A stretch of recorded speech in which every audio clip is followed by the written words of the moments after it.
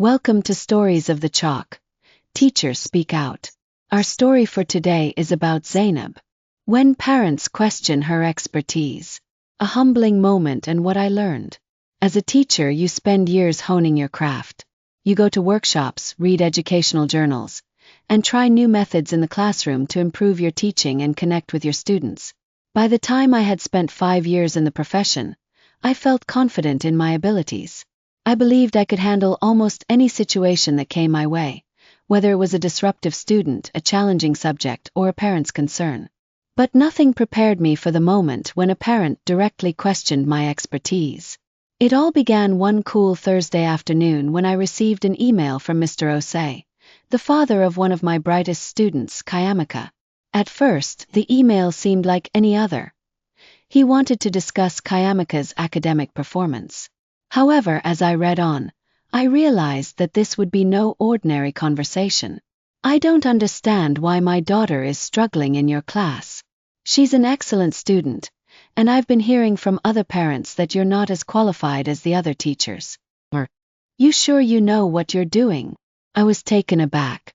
First, I thought it was some sort of misunderstanding. Perhaps Mr. Osei had heard rumors or was just frustrated with his daughter's performance. But as I read the email again, I couldn't ignore the implication. My qualifications, my experience, my professional ability, everything I had worked so hard for was being questioned. The next day, Mr. Osei requested a face-to-face meeting. He came to my classroom, dressed in a sharp, businesslike suit, looking very serious. As we sat down, the tension in the room was palpable. "I'm sure you're aware that Kayamika has always been one of the top students in her class," he began, his voice even, but laced with a subtle anger. "She's never had any issues with learning, but now she's failing your class. I've spoken to the other parents, and they tell me that you're not quite as experienced as the other teachers. I need to understand what's going wrong." I could feel my heart rate quicken. I had worked hard to build a rapport with Kayamika and had always thought of her as one of my strongest students. Was she struggling because of me? But I failed her. I took a deep breath, trying to calm the flutter of doubt that was rising inside me. "Mr. Osei," I began, trying to sound as composed as possible, "I understand your concern.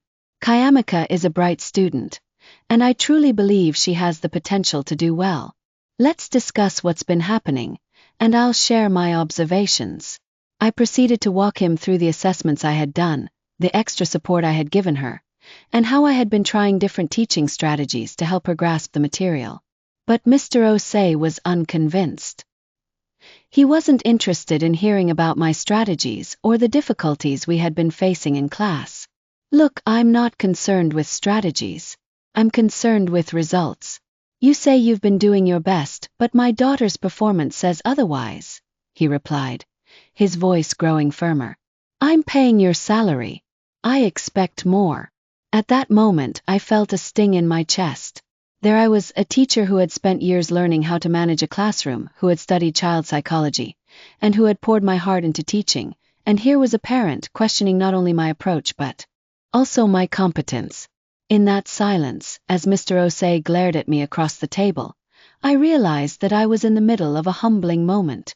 This wasn't about being right or defending myself. It wasn't about proving to him that I was a good teacher or that I had worked tirelessly for his child's success. What I needed to do in that moment was listen. "Mr. Osei, I can see that you're deeply concerned about Kayamika's future, and I want to assure you that I share that concern," I said, feeling my voice soften. "If you don't mind, I'd like to understand more about what you think might help her improve. What worked for her in the past?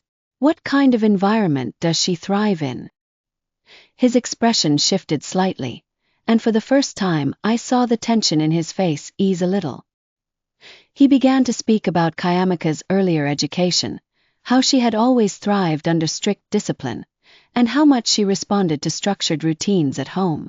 As Mr. Osei spoke, I realized that I had been too focused on the classroom strategies I had learned in school.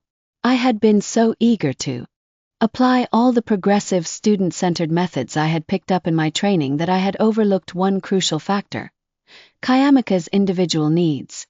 She thrived in environments where there was clear direction and a rigid structure, something I hadn't fully incorporated into my lessons.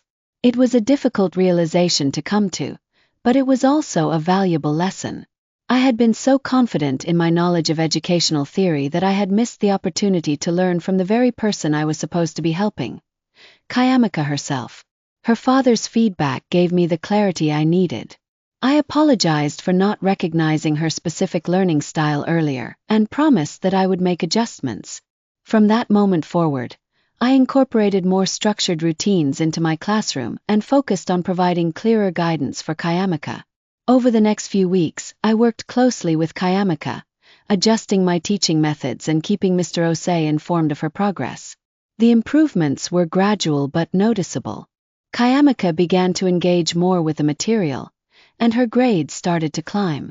More importantly, I noticed her confidence growing again. I also made a point to meet with Mr. Osei regularly to update him on her progress. I found that maintaining open communication with him helped us both feel more connected in the educational process. That experience taught me an invaluable lesson.